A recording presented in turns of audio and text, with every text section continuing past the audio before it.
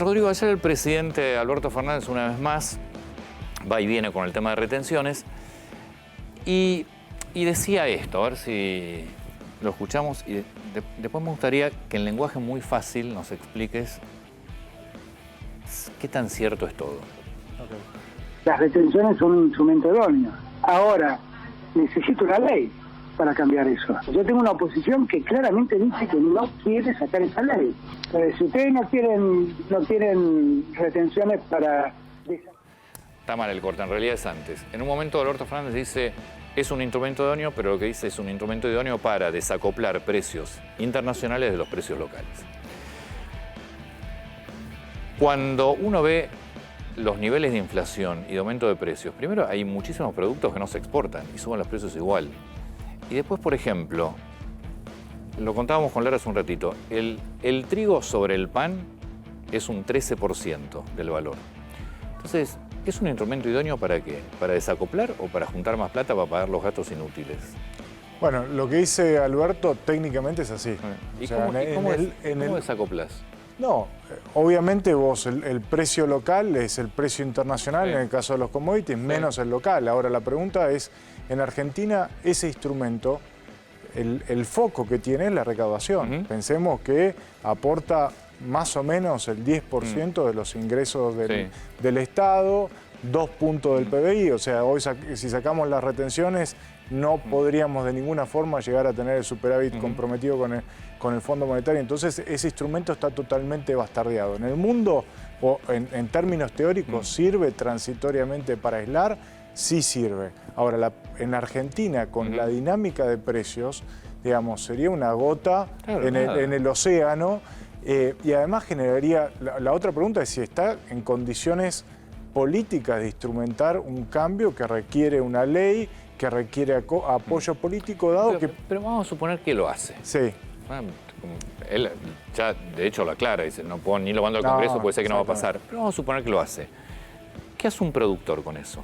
Bueno, hay que tener en cuenta que el productor, además, pensemos sectores emblemáticos. Podríamos hablar del agro, donde el precio internacional está en dólares duros, digamos, y ya el productor recibe el tipo de cambio oficial, que ya, digamos... funciona como una retención. Ya ahí hay un primer distanciamiento. Después tenés, dependiendo del producto, entre un 12... hay a un 33% de retenciones. Y después el productor además tiene que pagar el impuesto a las ganancias. O sea, hay una brecha entre el precio efectivo internacional y el bolsillo del productor fenomenal. Vamos a otro ejemplo. Combustibles. Sí. El precio local es alrededor de $60. Sí. Surtidor, digamos, versus 100 internacional, o sea, un descuento. Pero ahí tenés un subsidio. Pero tenés un descuento del 40% y de nuevo la brecha entre el dólar oficial y el paralelo. Entonces, si uno quiere pensar en el incentivo a ese sector, tenés esa disociación de precios. El segundo elemento que tenés en ese sector es que vos competís con otros países desde el punto de vista de la inversión. Lo mismo pasa con el sector agropecuario. Sí, no, ahora, Rodrigo, si hubiera una nueva suba de las retenciones, para explicar un poco cómo funcionan los precios, ¿eso es una señal directa al productor al bajar el precio de que produzca menos y entonces exportemos menos y Argentina tenga menos dólares? Digamos, si uno piensa la política macroeconómica del gobierno, dice, bueno, para crecer, y de la Argentina de mediano plazo, para crecer necesito dólares. Claro, es un poco lo que dijo Guzmán en su última entrevista. Y lo mismo que dijo Matías Culfas, o sea, necesitas más dólares. Hay un compromiso con el Fondo Monetario de acumular por 3 años consecutivos dólares en la reserva, algo que no pasó en la historia argentina nunca. Entonces, vos lo que tenés que hacer es incentivar. Y hay sectores que son muy permeables. El agro obviamente es uno, que es el que genera el grueso de las exportaciones. Si vos le ponés más retenciones, ni hablar, supongamos que no hay crisis política, que no hay conflicto político, obviamente la solución, la decisión del productor va a ser invertir menos y en consecuencia la producción va a caer.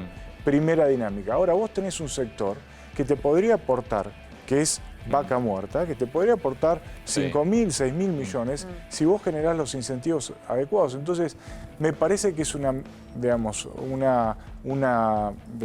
frase sin correlato en lo que se puede plantear en la realidad. La comparación internacional es increíble. Digo, vos decías lo de las retenciones, prácticamente ningún país cobra retenciones o que tengan un impacto significativo. Hace ingresos brutos, pasa lo mismo.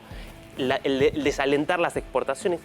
¿Por qué Argentina, digamos, se aferra a estas políticas que realmente no las hace necesita nadie? plata para bancar los gastos. Pero todos los otros países también, digamos, necesitan dinero. No, pero tienen un control de gastos mucho mayor. El problema es cuando estás encerrado en el corto plazo y tenés que tomar medidas para, digamos, solucionar los problemas de corto y no podés alzar la mirada y empezar a descomprimir los problemas de mediano y largo plazo. Yo creo que el gobierno tiene muy en claro, y Guzmán tiene muy en claro que se necesitan más dólares. Lo que no entiendo es por qué el gobierno o Alberto Fernández plantea este instrumento tan teórico que a los productores genera ruido.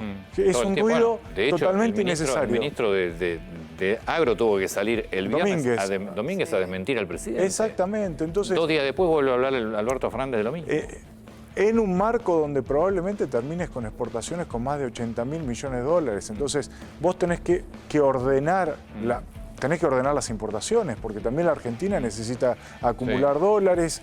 Digamos, hay un problema de precios relativos fenomenal. Bueno, viste que las automotrices le tienen que adelantar a las autopartistas. Sí, prestar. 150 millones de En todos dólares. los sectores. En Porque todos los sectores autopartistas está es pasando. deficitario, Claro. entonces Como el Banco Central no les da y tienen que esperar 6 meses, las autopartistas le van a poner, las automotrices van a poner 150 millones de dólares para que puedan seguir produciendo, porque si no se frena la producción de autos. Bueno, pero vos tenés ese sector que es clave para la industria argentina y por otro lado tenés comercio que está importando a un ritmo. Las importaciones interanualmente vienen creciendo por encima del 40%.